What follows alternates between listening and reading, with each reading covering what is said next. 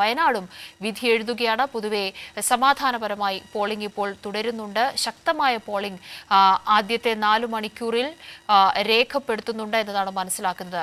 ജോഷിലയാണ് വിശദാംശങ്ങളുമായി ചേരുന്നത്. ജോഷില, പൊതുവെ സമാധാനപരമായി ശക്തമായ ഒരു പോളിംഗ് രേഖപ്പെടുത്തി മുന്നോട്ട് പോകുന്നു. ഏതാനും ചില ബൂത്തുകളിൽ ഉണ്ടായ സാങ്കേതിക തകരാർ ഒഴിച്ചാൽ മറ്റെല്ലാം ഇപ്പോൾ സമാധാനപരമായി പോകുന്നുണ്ട്. വോട്ടർമാരുടെ നിര എല്ലായിടത്തും തന്നെ കാണാൻ കഴിയുന്നുണ്ട്. ശക്തമായി തന്നെ വയനാടും ഈ ഒരു ഉപതെരഞ്ഞെടുപ്പിനോട് പ്രതികരിക്കുന്നുണ്ടോ?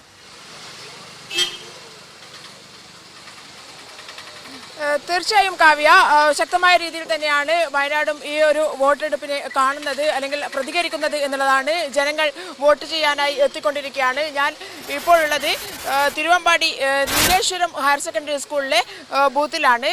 അവിടെ അല്പസമയം മുൻപാണ് സ്ഥാനാർത്ഥി പ്രിയങ്ക ഗാന്ധി വോട്ടർമാരെ സന്ദർശിക്കാനെത്തിയത്.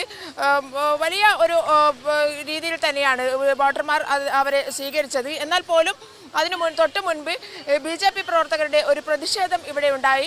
അവർ പ്രിയങ്ക ഗാന്ധിക്ക് പോലീസ് സംരക്ഷണം നൽകുന്നു, സ്ഥാനാർത്ഥിക്ക് അത്രയേറെ സംരക്ഷണം ആവശ്യമില്ല, ഇവിടേക്ക് വാഹനങ്ങൾ കടത്തിവിടാത്തതിൽ ഒക്കെ തന്നെയായിരുന്നു ആ ഒരു പ്രതിഷേധം ഉണ്ടായിരുന്നത്. എന്നാൽ പോലും വലിയ സംഘർഷത്തിലേക്ക് അത് കൊണ്ടുപോകാൻ പോലീസ് അനുവദിച്ചില്ല. രമ്യമായി പരിഹരിച്ചുകൊണ്ടാണ് പോലീസ് ആ ഒരു പ്രശ്നത്തെ ഒതുക്കി തീർത്തിരിക്കുന്നത്. എന്തായാലും പ്രിയങ്ക ഗാന്ധി ഇവിടെ സന്ദർശിച്ച് ഇപ്പോൾ മറ്റ് ബൂത്തുകളിലേക്ക് പോയിരിക്കുകയാണ്. വലിയൊരു തിരക്ക് തന്നെയാണ്. നേരത്തെ കാവ്യ സൂചിപ്പിച്ചതുപോലെ തന്നെ വലിയൊരു തിരക്ക് തന്നെയാണ് അനുഭവപ്പെടുന്നത്. ഏകദേശം 15% പോളിംഗ് ഇപ്പോൾ തിരുവമ്പാടി മണ്ഡലത്തെ സംബന്ധിച്ചിടത്തോളം, അസംബ്ലി മണ്ഡലത്തെ സംബന്ധിച്ചിടത്തോളം ഉണ്ടായിക്കഴിഞ്ഞു. നമുക്കറിയാം, നേരത്തെ 74% ഇവിടെ ഉണ്ടായിരുന്ന പോളിംഗ് എന്ന് പറയുന്നത്. അത് ഒരുപക്ഷെ ഇന്ന് വൈകുന്നേരത്തോടു കൂടി ആ ഒരു അനുപാതം നോക്കിയാൽ ഇന്ന് പോളിംഗ് ഈ ഒരു സമയം വരെ കുറവാണ് എന്ന് വേണം പറയാൻ, ശതമാനം നോക്കിയാൽ. എന്നാൽ പോലും ഇന്ന് വൈകുന്നേരത്തോടു കൂടി ശതമാനം കൂടും എന്ന് പ്രതീക്ഷിക്കാം.